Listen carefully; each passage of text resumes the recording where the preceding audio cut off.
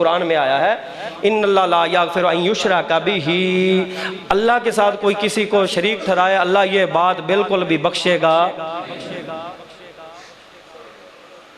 وَيَغْفِرُ مَا دُونَ ذَلِكَ لِمَن يَشَاءُ، شرک کے علاوہ جس کو جو چاہے معاف کرے، شرک کے علاوہ جو چاہے جس کو، لیکن مذکور ہے قرآن میں بخشش کا طریقہ۔ مجرم ہو تو منہ اشکوں سے دھوتے ہوئے آؤ، آؤ در حبیب سے ہوتے ہوئے آؤ، مذکور ہے قرآن میں بخشش کا طریقہ، آؤ در رب پر در محبوب سے ہوتے ہوئے آؤ۔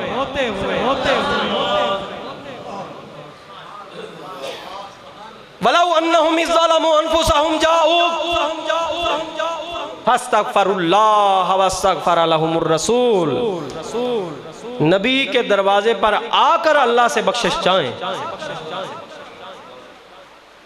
بخشنا کس نے ہے؟ ہم بھی یہی کہتے ہیں، نبی کے دروازے پر آ کر۔ اب سوال یہ پیدا ہوتا ہے کہ جو مدینہ پاک گیا ہی نہیں، نہ جا سکتا ہے، نہ اتنی سکت ہے، نہ طاقت ہے، بظاہر کوئی اسباب آلات معلوم ہی نہیں ہوتے،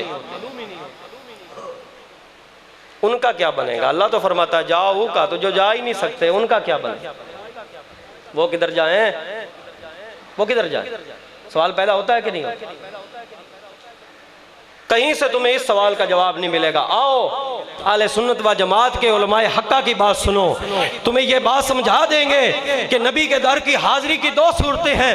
مدینے پہنچ جاؤ، نبی پاک صلی اللہ علیہ وسلم کے در کی حاضری نصیب ہو گئی، نہیں تو پھر ایمان پورا کر، یقین کامل رکھ، اور اللہ رب العزت کے گھر میں آپ وضو کر، یا اپنے گھر میں وضو کر کے بیٹھ جا، الصلاۃ والسلام علیکہ یا رسول اللہ کے نغمے اور ترانے گا، اور اس بات کا یقین کر کے رب نے قرآن میں جو فرمایا ہے حق فرمایا ہے، اور اللہ قرآن میں فرماتا ہے النبی اولا بالمؤمنین من انفسہم، نبی وہ ہے جو مومنوں کو ان کی جانوں سے بھی زیادہ نزدیک ہے۔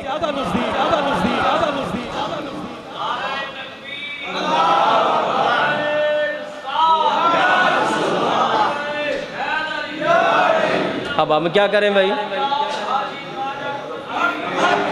ہم تو پھر پھنس گئے بھائی۔ قرآن فرماتا ہے النبی اولا بالمؤمنین من انفسہم، بانیے علماء دیوبند قاسم نانوتوی یہاں اس جگہ پر اسی آیت میں لکھتے ہیں یہاں اولا بمانا اقرب ہے، اولا بمانا اقرب ہے، یعنی نبی زیادہ قریب ہے۔ اولا کے اور بھی کئی معنی ہیں، ہم مانتے ہیں، لیکن یہاں پر وہ فرماتے ہیں کہ اولا بمانا اقرب ہے، زیادہ نزدیک۔ اقرب اس میں تفضیل کا صیغہ، جس میں وہ جو مادہ بیان کیا جا رہا ہے قرب والا، اقرب کے اندر اس میں زیادتی کا مادہ ہوتا ہے، اس میں تفضیل اسے کہتے ہیں النبی اولا بالمؤمنین من انفسہم۔ اب ذرا یہ بھی سن لو کہ اس کی تفسیر کئی کریں گے، میں بھی کروں گا، قرآن ہے میں بھی ترجمہ کروں گا، ترجمانی کروں گا، کوئی دوسرا بھی کرے گا، وہ بھی کرے گا، وہ اپنی مرضی کرے گا، لیکن کیوں نہ امام الانبیاء کی بارگاہ میں جائیں، آقا آپ اس کی تفسیر اور تشریح کیا۔ بھئی میرے اوپر اعتراض ہوگا، کسی اور پر ہو جائے گا، وہ کرے گا، اس پر اعتراض ہو جائے گا، تو نبیوں کے نبی امام الانبیاء جو ہیں، جنہوں نے تعلیم قرآن کی دی ہے، یعلمہم الکتاب والحکمت کی شان لے کر جو آنے والے ہیں، ان پر تو کوئی اعتراض نہیں کرے گا۔ آؤ مدینے والے آقا کی بارگاہ میں جاتے ہیں، آقا آپ ارشاد فرمائیے کہ آپ کی شان اقدس کیا ہے۔ آؤ سنو، حضور علیہ السلام فرماتے ہیں الست اولا بالمؤمنین من انفسہم، میرے سے ابا ذرا بتاؤ میں مومنوں کو ان کی جانوں سے زیادہ قریب نہیں ہوں؟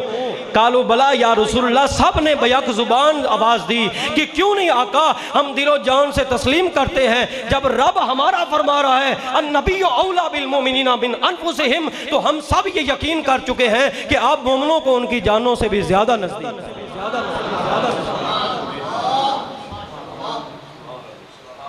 بخاری شریف کے اندر حدیث ہے یا بریدہ تو الست اولا بالمؤمنین من انفسہم قلت بلا یا رسول اللہ، اے بریدہ میں مومنوں کو ان کی جانوں سے زیادہ قریب نہیں ہوں۔ انہوں نے عرض کی کیوں نہیں آقا، آپ مومنوں کو ان کی جانوں سے زیادہ قریب نہیں جی، اس کا معنی پیارا ہے، تو ٹھیک ہے، ہم یہ بھی عقیدہ رکھتے ہیں کہ نبی ہماری جانوں سے بھی ہمیں زیادہ پیارے ہیں، تو قرب تو نہ رہا، پھر یہاں قرب تو پھر بھی نہیں رہا۔ پیار تو کوئی دور ہو کر بھی کر سکتا ہے. تو بات تو قرب کی ہو رہی تھی. اچھا بات قرب کی ہو رہی تھی تو قرب دکھا دے تمہیں.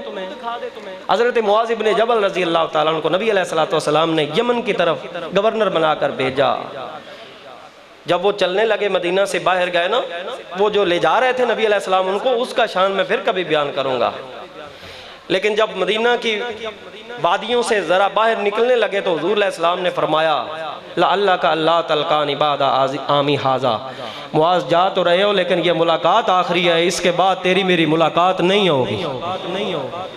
اب ایک صحابی رسول ہو اور محب رسول ہو جو نبی کو جان سے بھی زیادہ پیار کرتا ہے، اور نبی خود فرما رہے ہو تیری میری ملاقات نہیں ہو پائے گی، تو بتاؤ نا ذرا اس پر کیا بیتی ہوگی،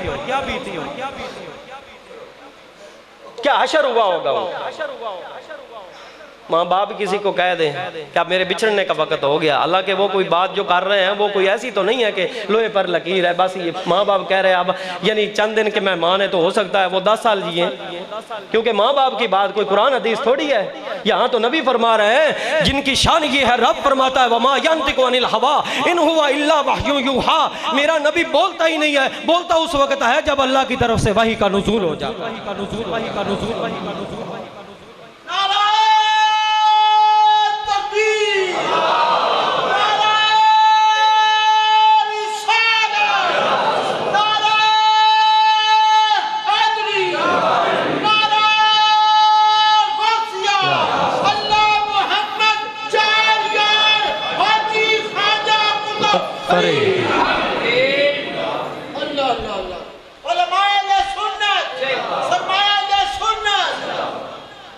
اچھا نبی پاک صلی اللہ علیہ وسلم نے فرمایا تیری میری ملاقات نہیں ہوگی.